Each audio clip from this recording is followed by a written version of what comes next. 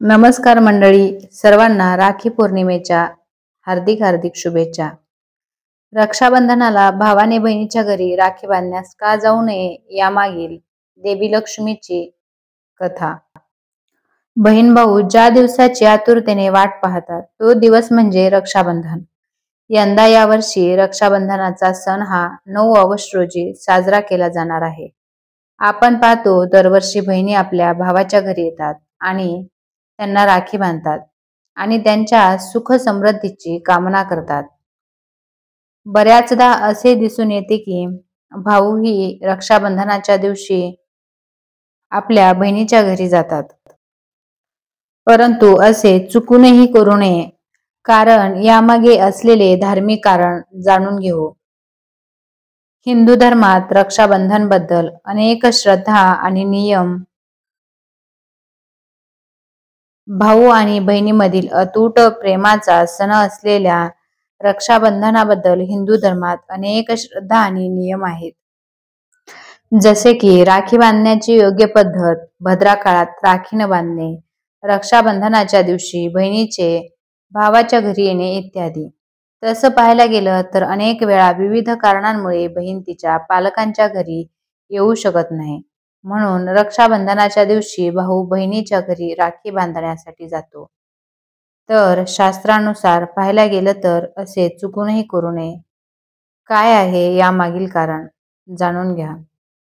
रक्षाबंधन सणाशी संबंधित एक पौराणिक कथा।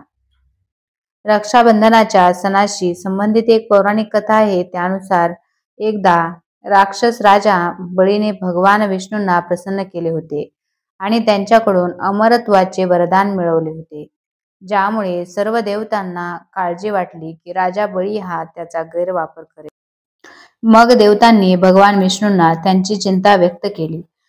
मग भगवान विष्णूने राजा बळीचा अभिमान मोडण्यासाठी वामनाचे रूप धारण केले आणि राजा बळीकडून भिक्षा मागून 3 पावले जमीन मागितली। राजा बळीने वामन यांची विनंती स्वीकारताच देवाच्या वामन अवताराने एक विशाल रूप धारण केले।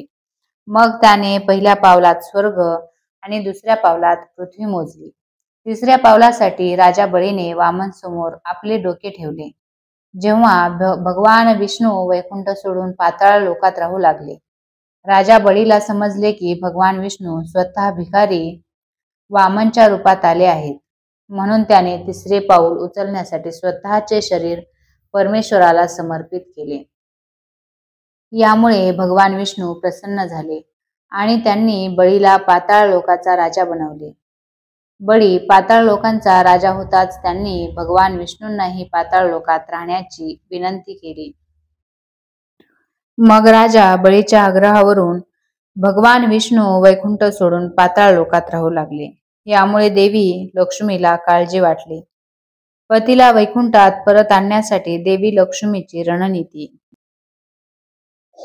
देवी लक्ष्मीने तिच्या पतीला वैकुंठाला परत आणण्यासाठी एक रणनीती अवलंबली। तिने ब्राह्मण स्त्रीचे रूप धारण केले आणि पाताळ लोकात गेली आणि राजा बळीला आपला भाऊ बनवण्याची इच्छा व्यक्त केली।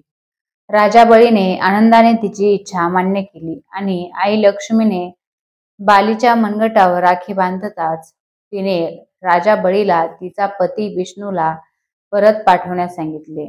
राजा बळीने त्याचे वचन पाळत भगवान विष्णूला वैकुंठात परत येण्याची परवानगी दिली। तेव्हापासून असे मानले जाते की रक्षाबंधनाच्या दिवशी नेहमीच बहिणीने तिच्या भावाच्या घरी जावे, भावाने त्याच्या बहिणीच्या घरी जाऊ नये। भाऊबीजेच्या दिवशी भावाने त्याच्या बहिणीच्या घरी जावे। व्हिडिओ आवडल्यास एक लाईक नक्की करा, चॅनलला सबस्क्राईब करा। धन्यवाद।